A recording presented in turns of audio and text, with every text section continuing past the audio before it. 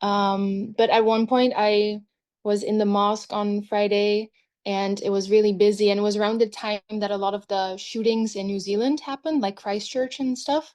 So I just had the sudden realization someone could just walk in here, shoot us all, and then I would have died a non-Muslim, even though I already know that I want to become Muslim.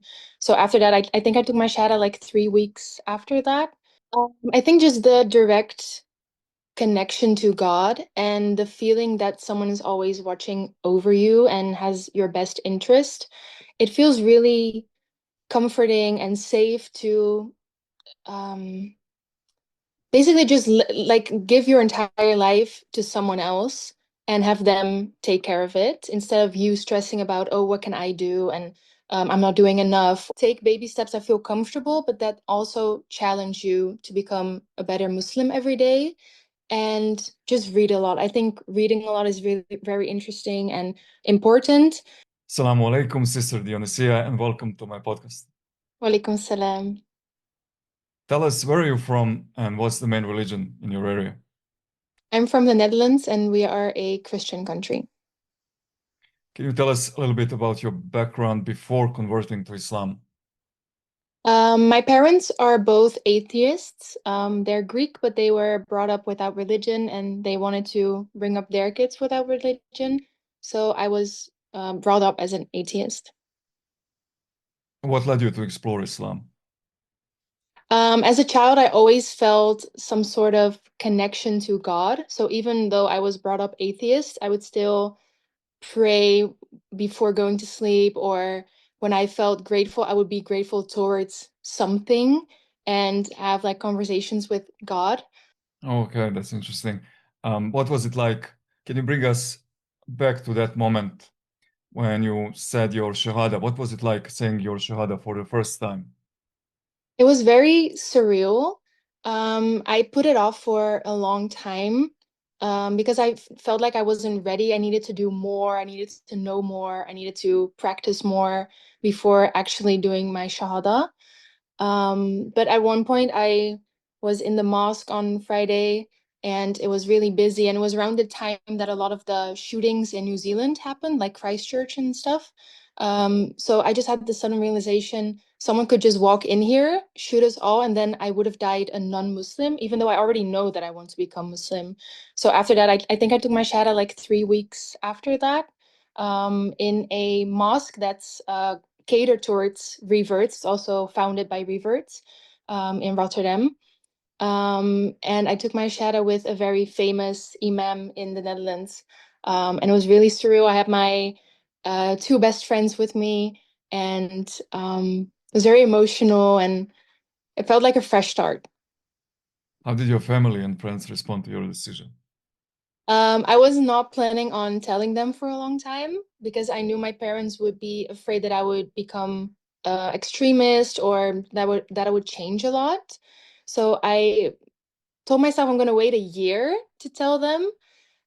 So just to prove to them that I can be like, I've been Muslim for a year and you haven't noticed anything, so I haven't really changed that much, right?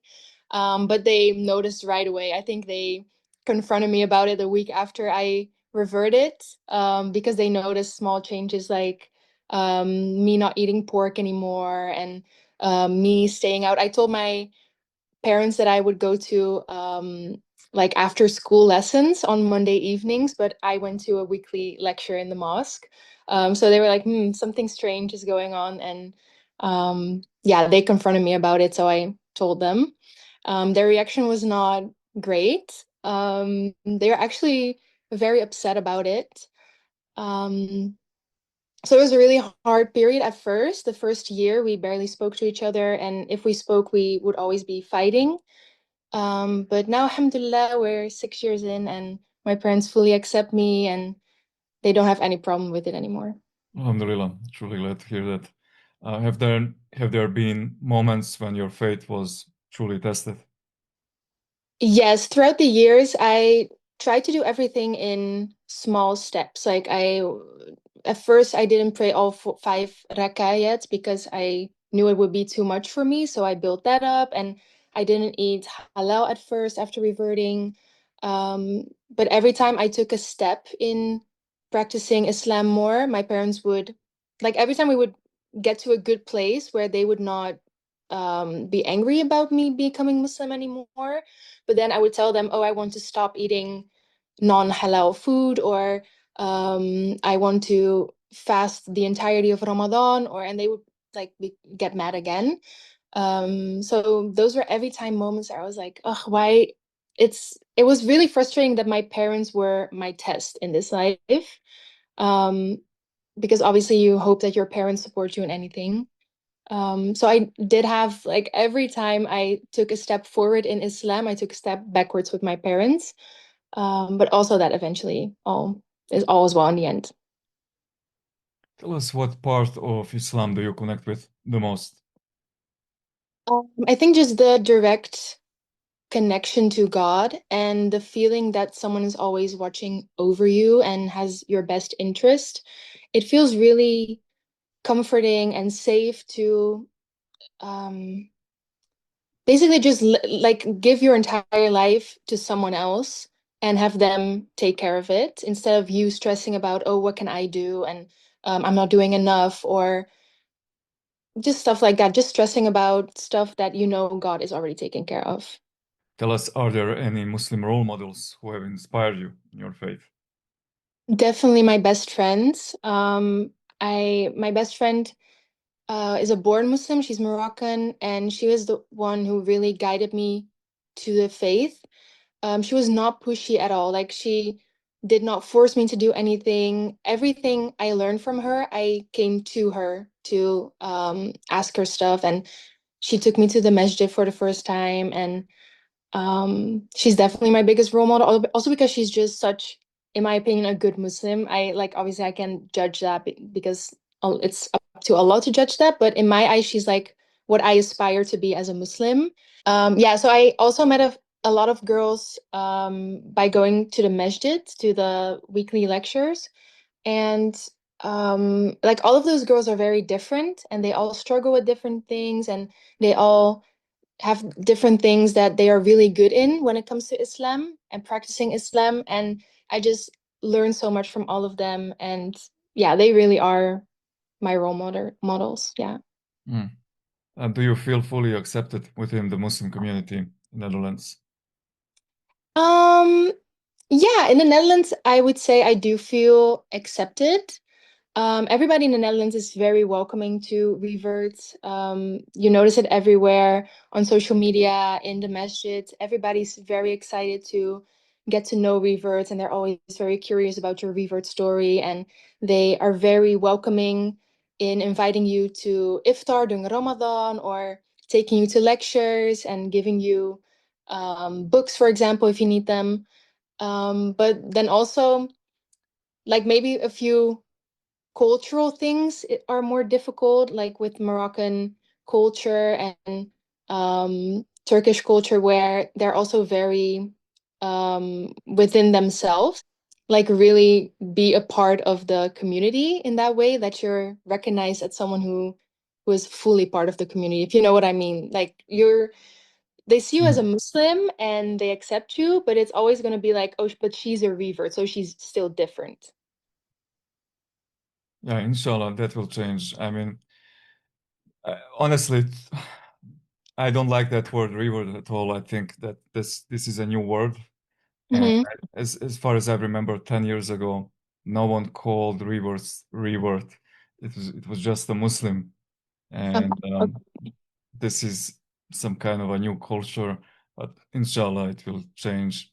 Yeah. Um, Tell us, how can lifelong Muslims be more welcoming to converts? I think just um that's a really good question, because I do think it's important to recognize that someone has been um through being a revert, because there's so many things that all reverts go through, all in their own different way, but there are just some similar experiences that we all have, I think. Um so I do think it's important to recognize that, but then at the same time, I think it's also important to just recognize them as someone who is fully part of the community. Um, and kind of maybe treat them as if they've always been there, not as if they, oh, you've only been here for a year or 2 years. Just treat them as someone that you would treat that you grew up with who's also Muslim, for example. That's good advice. What should a new Muslim focus on first after converting? Um, I think it's important to take baby steps. Just like when Islam was introduced to the Prophet and the people of that time, everything was done in baby steps. So when Islam was first introduced, people were still allowed to drink alcohol because Allah knew that if He were to impose all these laws on the people in one go, then it would be really difficult to keep up with the laws. So I think as a revert, because you're not like all of your life suddenly changes, not like you ease into it through childhood and you're prepared. Oh, when you get to this age, you have to start praying. Oh, when you get to this age, you have to start fasting for Ramadan. No, all of a sudden you have to do everything. So I think it's important to take baby steps that feel comfortable, but that also challenge you to become a better Muslim every day and just read a lot. I think reading a lot is really very interesting and important. There are so many good books, also in different writing styles and different perspectives, different Hanafis. So I think it's also important to just educate yourself through books. Mhm. Tell us, are there any specific Islamic goals you have for yourself? I would love to go to Mecca, like Umrah or Hajj. Right now, that's not something I can do because I don't have a mahram. But I'm really hoping, I'm really praying that someday I get to go because I just, every time I see videos of Mecca, it's just calling to me. And I'm like, oh, I really want to experience that peace that everyone says they experience when they go to Umrah or Hajj. So, and I pray that Allah subhanahu wa ta'ala gives you that honor. Thank you. Sister Dionysia, I want to thank you for being my guest, and it was truly a pleasure to have you here. Yes, thank you for having me. Thank you for watching. If you or someone you know has a story of embracing Islam, we'd love to hear it. Your journey could inspire and uplift others. Feel free to reach out to share your story on this channel. Let's continue to celebrate the beauty of faith and the diversity of our experiences.